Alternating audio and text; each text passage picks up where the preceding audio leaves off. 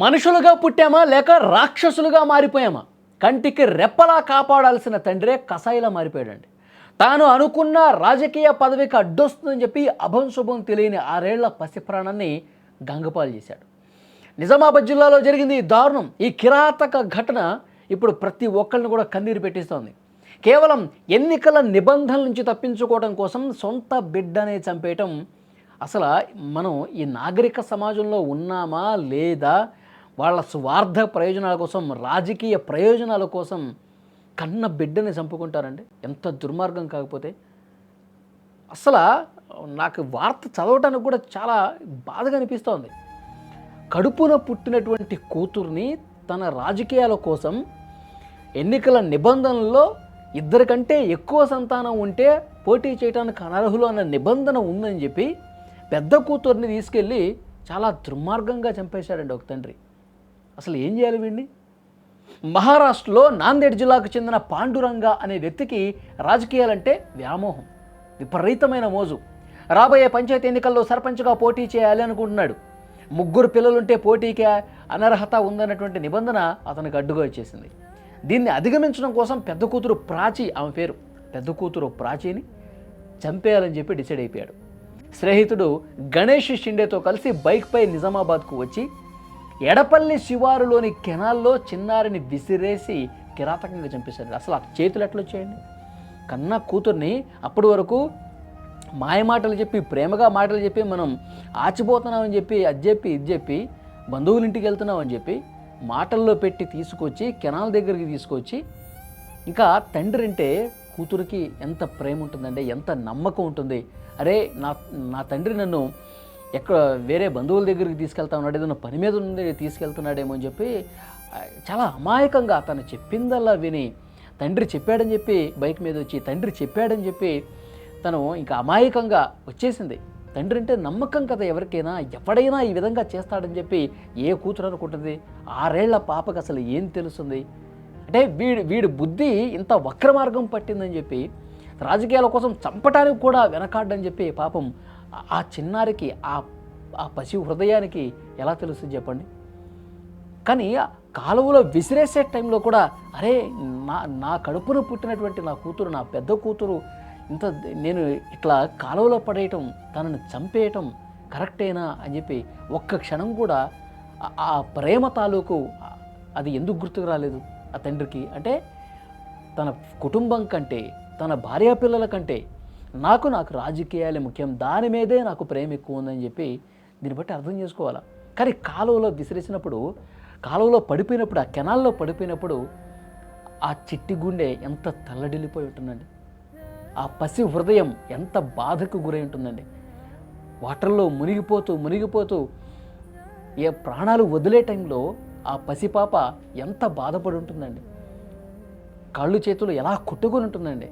తండ్రి ఈ విధంగా పడేశాడేంటి అని చెప్పి షాక్ అయిపోతుంది పాపం. ఆ అమాయక చిన్నారికి అర్థం కాలేదు. వాటర్లో పడిపోయి మునిగిపోతూ నా తండ్రి ఈ విధంగా చేశాడా, నన్ను ఇంత బలవంతంగా ఈ లోపలికి కెనాల్లో పడేశాడా అని చెప్పి తాను చనిపోతూ ఎంత వ్యధకి గురై ఉంటుందండి ఆ పసిగుండె. కాలువలో తేలినటువంటి చిన్నారి శవం మిస్టరీని నిజామాబాద్ పోలీసులు చాలా వేగంగా ఛేదించారు. సిపి సాయి చైతన్య ఆధ్వర్యంలో పోలీసులు రంగంలోకి దిగి CC footage, cell phone signals అన్నీ కూడా పరిశీలించారు. విగత జీవిగా ఆ నీటి మీద తేలియాడుతుంటే అక్కడ ఉన్నవాళ్ళు ఎవరు చూసి పోలీసులకు ఇన్ఫర్మేషన్ ఇస్తే పోలీసులు వచ్చి ఆ పాప మృతదేహాన్ని తీసుకుని వాళ్ళు ఇన్వెస్టిగేట్ చేయడం స్టార్ట్ చేస్తే అక్కడికి ఎవరెవరు వచ్చారు, అక్కడ దగ్గరలో సీసీ కెమెరాలు అన్నీ తీసుకున్నారు. కెనాల్ వైపు ఆ రోజు ఎవరెవరు వచ్చారని చెప్పి అన్నీ ఆరా తీసి ఒక బైక్ మీద వచ్చారు. ఆ బైక్ నెంబర్ ఆధారంగా అక్కడున్న సెల్ ఫోన్ సిగ్నల్స్లో ఎవరెవరు ఏ నెంబర్ నుంచి మాట్లాడారు, ఏం మాట్లాడుకున్నారు, ఇవన్నీ కూడా వెలికి తీస్తే వీడి బండారం బయటపడింది. మహారాష్ట్ర నాందేడ్ నుంచి తెలంగాణ సరిహద్దు దాటి చిన్నారిని ఇక్కడికి తీసుకొచ్చి హత్య చేసినట్టుగా వాళ్ళ ఇన్వెస్టిగేషన్లో బయటపడింది. నిందితుడి నుంచి 3 మొబైల్ ఫోన్లు, అలాగే హత్యకు వాడినటువంటి బైకు, నిందితులు వాడి ఫ్రెండ్ కూడా ఒకటి సహకరించాడు కదా, వాడికి ఏం పోయే కాలము. కన్న కూతుర్ని చంపటానికి ఫ్రెండ్ సాయం తీసుకుంటే వాడు కూడా వచ్చి సాయం చేశారంట. ఏం చేయాలి వీళ్ళని అసలు ఏం చేస్తే కరెక్ట్ చెప్పండి? తమ రాజకీయాల కోసం ఏదో ఒక రూల్ ఉందని చెప్పి 3 పిల్లలు ఉంటే కష్టం అని చెప్పి కూతుర్ని చంపేస్తారా? రాజకీయం లేకపోతే ఇంకో పని చేసుకో, నీ భార్య పిల్లల్ని పోషించు, అంతేగాని నాకు రాజకీయమే ముఖ్యం, ఈ రూల్స్ ఇట్లా ఉన్నాయి కాబట్టి నా కూతురుని చంపేస్తా అంటే కనటం నీ ఇష్టం, చంపేయటం కూడా నీ ఇష్టమేనా? ఇలాంటి వాళ్ళని అసలు సమాజంలో తిరగటానికి వీళ్ళకి అర్హత లేదు. ఫస్ట్ ఆఫ్ ఆల్ వీళ్ళు అసలు బతికుండి ప్రయోజనం ఏంటండి? సో డెఫినెట్గా చాలా క్లియర్గా యాక్షన్ తీసుకోవాల్సినటువంటి అవసరం ఉంది. ఇంకా చాలా సీరియస్ సెక్షన్స్ పెట్టి జైల్లో పెట్టి కొన్ని సంవత్సరాల పాటు బయటికి రాకుండా మగ్గాల్సినటువంటి అవసరం ఉంది. అప్పుడు తెలుస్తుంది వాడికి ఆ కూతురు తాలూకు ప్రేమ ఏంటి, ఆ బంధం ఏంటి. అసలు పూర్తిగా అతను రాజకీయాలు ఉండకూడదు. ఇంకా ఏదైతే రాజకీయం కోసం కన్న కూతురుని చంపాడో పూర్తిగా అతని జీవితం రాజకీయ సమాధి చేసేయాలి. మళ్ళీ పోటీ చేయడానికి అర్హత లేనట్లుగా చాలా కఠినమైనటువంటి సెక్షన్లు పెట్టి జైల్లో వేసి మళ్ళీ బయటికి తిరగకుండా చేయాలి. అదే అతనికి కఠినమైనటువంటి శిక్ష. 29వ తారీఖున దొరికిన అనుమానాస్పద స్థితిలో దొరికిన ఒక 6 ఏళ్ల పాప, మృతి చెందిన పాప యొక్క కేసుని క్లెయిమ్ చేయడం జరిగింది. మనకి ఏఆర్పీ క్యాంప్ దగ్గర B46/8 నిజాం సాగర్ కాలువలో ఒక 6 ఏళ్ల పాప మృతదేహం కనపడింది. అనుమానాస్పద పరిస్థితుల్లో అమ్మాయి చనిపోయి ఉండడం.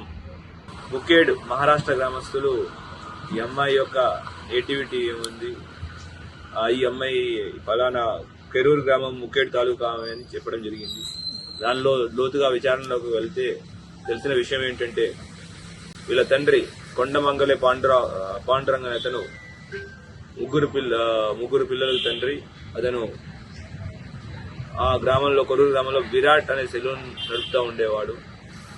వీళ్ళ డిస్కషన్లో ఏంటి అంటే 6 నెలల్లో మహారాష్ట్రలో గ్రామ పంచాయతీ ఎలక్షన్స్ ఉన్నాయి, కానీ ఎలక్షన్స్లో పోటీ పడాలి అంటే 2 పిల్లలే ఉండాలి అనే ఒక నియమం ఉంది. అది పాండురంగన్ అతనికి 3 పిల్లలు ఉన్నారు, ఎట్లయినా ఒక పిల్లల్ని తగ్గించుకుంటే వాళ్ళు పోటీ పడే అవకాశం ఉందని దాంట్లో మొదటి నుంచి చాలా ప్రయత్నాలు చేశారు. ఫస్ట్ వేరే వాళ్ళకి దత్తత ఇవ్వడానికి ట్రై చేశారు. తన పెద్ద కూతురైన ప్రాచీని తీసుకురావడం జరిగింది. తీసుకొచ్చి నిజామాబాద్ తీసుకొచ్చడానికి ఇక్కడ అంబం దుబ్బదండానికి అంబం వెళ్ళే దారిలో బాబాని నిజాం సాగర్ కెనాల్లో తోసేసి వెళ్ళిపోవడం జరిగింది.